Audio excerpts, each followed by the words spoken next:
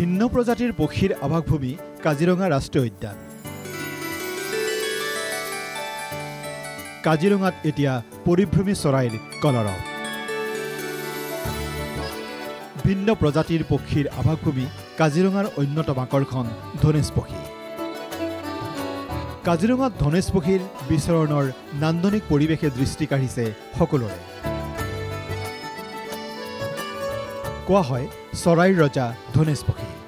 মানুহৰ দৰে দায়িত্ববোধ থকা এবিধ চৰাই ধনেশ পক্ষী। এই ধনেশ পক্ষীয়ে আকৰ্ষণ কৰিছে এতিয়া কাজিৰঙাৰ দেশী বিদেশী পৰ্যটকক। অন্য পক্ষীতকৈ ব্যতিক্ৰম ধনেশ পক্ষী। এই পক্ষীয়ে বিচাৰে মানুহৰ মৰম। তদুপৰি ধনেশক আকৰ্ষণীয় কৰি তোলে ইয়াৰ ঠোঁট পাখি আদিৰ ৰংবোৰে। এই বিশেষ প্ৰজাতিৰ পক্ষীৰ বিশেষত্ব হ'ল মতা ধনেশৰ পৰিয়ালৰ প্ৰতি থকা দায়িত্ববোধ লক্ষণীয়। পৰিয়ালৰ খাদ্য যোগান নিৰাপত্তাৰ দিশত দায়িত্ববোধৰ পৰিচয় দিয়ে মতা ধনেশে। কণী পাৰিবলৈ গছৰ খোৰাং ঠিক কৰি দিয়াৰ উপৰিও পোৱালি ডাঙৰ নোহোৱা পৰ্যন্ত মাইকী ধনেশজনীক খোৰাঙৰ বাহিৰৰ পৰাই খাদ্য যোগান ধৰে মতা ধনেশে। কাৰণ নিৰ্দিষ্ট খোৰাঙত কণীৰ সৈতে উমনিত বহে মাইকী ধনেশজনী। প্ৰায় 50ৰ পৰা 90 দিনৰ বাবে একেৰাহে এনেদৰে পোৱালি জগাবলৈ উমনিত বহে মাইকী ধনেশ পক্ষীয়ে। উমনিত বহা ধনেশজনীক খাদ্যৰ যোগান ধৰে মতা ধনেশটোৱে। এই সময়ছোৱাত মাইকী ধনেশ পক্ষী খোৰাঙত থাকিব লগা হোৱাত নিৰাপত্তাৰ বাবে খোৰাঙৰ মুখখন বাহিৰৰ পৰা বন্ধ কৰি কেৱল মাইকী ধনেশ পক্ষীয়ে ঠোঁটটো উলিয়াব পৰাকৈহে থৈ দিয়ে। একেৰাহে ধনেশজনীক সময়ে সময়ে খাদ্য দি যায় মতা ধনেশটোৱে। বংশবৃদ্ধিৰ সময়ৰ এই কঠিন সময়ছোৱাই নিদৰ্শন দিয়ে মাতৃৰ সন্তানৰ প্ৰতি থকা স্নেহ। এই সন্দৰ্ভত সকলো বিৱৰি ক'লে কাজিৰঙাৰ এজন প্ৰকৃতিবিদে। ধনেশ পক্ষীৰ এক ব্যতিক্ৰমী এক চৰিত্ৰ আছে আৰু আটাইতকৈ ডাঙৰ কথা যে ধনেশ পক্ষী দেখি পেলাই মনটো কিন্তু খুবেই সুন্দৰ লাগে।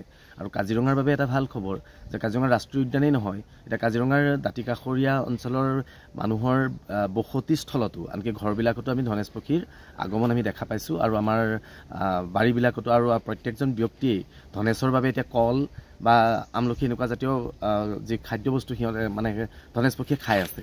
আৰু দ্বিতীয় এটা কথা হৈছে যে ধনেশ পক্ষী এনে এবিধ চৰাই যিটো চৰাই গছৰ খুৰুঙত যেতিয়া তেওঁলোকৰ নেষ্টিঙৰ সময় হয় গছৰ খুৰুঙত মাইকীজনীয়ে কণী পাৰি পোৱালি জগায়। আৰু সেইখন সময়ত যিটো মতা ধনেশ সি বাহিৰৰ পৰা আচলতে খাদ্যবস্তুৰ যোগান ধৰে।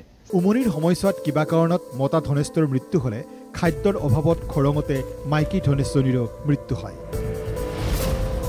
ধনেশ পক্ষীৰ এই বিশেষত্ব পৰ্যটকৰ বাবে হৈ পৰিছে আকৰ্ষণীয়। কাজিৰঙাৰ ওখ গছবোৰ ধনেশ পক্ষীৰ বাবে হৈ পৰিছে বাসস্থান।